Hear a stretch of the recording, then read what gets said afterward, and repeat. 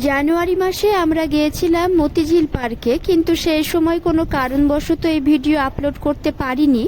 এখন এই video upload করছি। সেদিন আমরা প্রথমে গিয়েছিলাম কাটরা মসজিদে, আর তারপরে গিয়েছিলাম মতিঝিল পার্কে। সকালবেলায় সকলে মিলে বেরিয়ে পড়েছিলাম, আর মতিঝিল পার্কে চলেও এসেছি। এখন আমাদের টিকিট কাটা হয়নি, আমরা টিকিট কাটবো। টিকিট কাটা হয়েও গেছে, এবার পার্কের ভেতরে প্রবেশ করব। এই পার্কটা অনেক বড় জায়গা জুড়ে তৈরি হয়েছে আর দেখতে ভীষণই সুন্দর। এর আগেও আমরা এই পার্কে 2-3 বার এসেছি। আজকে আবারও এলাম, আমার দিদিরা আমাদের বাড়িতে বেড়াতে এসেছে, তাই সকলে মিলে ভাবলাম একবার ঘুরে আসা যাক। তাই প্রথমে কাটরা মসজিদে, তারপরে সেখান থেকে সরাসরি মতিঝিল পার্কে এসেছি। আর এই পার্কটা এতটাই বড় যে পার্কের শেষ প্রান্তে যেতে যেতে আমাদের সন্ধে লেগে যায়। তাই এবার ভাবলাম যে প্রথমে শেষ প্রান্তে যাব। আমরা মতিঝিল পার্কের শেষ প্রান্তে পৌঁছে গেছি। এখনও সন্ধে লাগেনি। সন্ধে লেগে গেলে এই সাইডে তেমন কিছু আর দেখতে পাওয়া যায় না, কারণ আলোর ব্যবস্থা এই সাইডে তেমন নেই।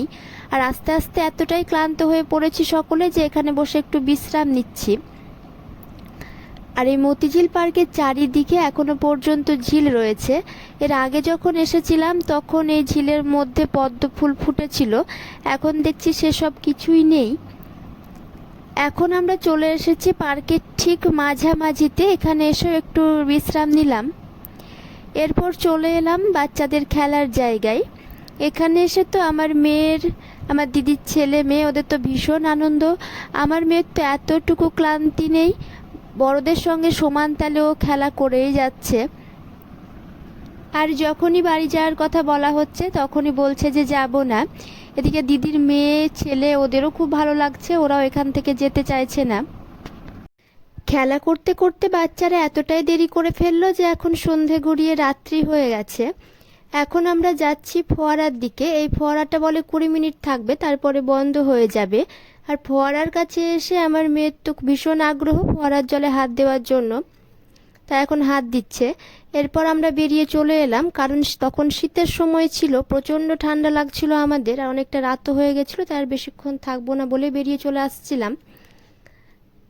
আসার সময় একটু বসলাম চা খাওয়ার জন্য। সকলে চা খাবো বললো, আমার খুব একটা চা খেতে ভালো লাগে না। আমার হাজব্যান্ড নিয়ে আসলো, এখানে বসেই খাচ্ছি, দিদিরা ওইদিকে সকলে বসে খাচ্ছিল। এরপরে চাউমিন ম্যাগি এগুলো সব খাওয়া হলো।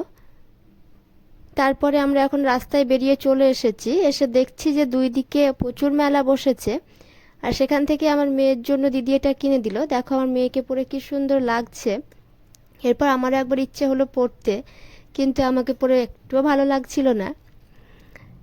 আজকের মতো এই পর্যন্তই, আবার তোমাদের সঙ্গে দেখা হবে অন্য কোনো ব্লগে।